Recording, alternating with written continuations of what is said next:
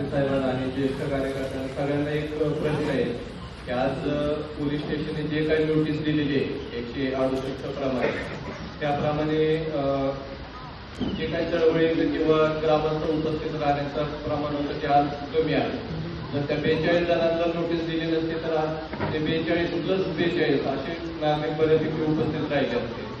तर पोलीस स्टेशनने कोणत्या आधारे नोटीस दिली त्याचं आम्हाला उत्तर द्यावं पाटील साहेबांनी.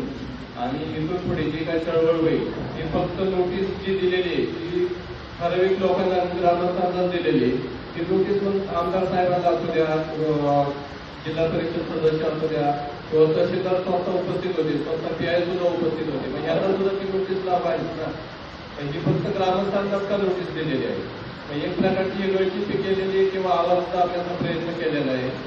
तर याचा विचार ग्रामस्थांच्या वतीने निषेध करतो आणि याचं उत्तर आम्हाला तुमच्या मार्फत द्यायला विनंती.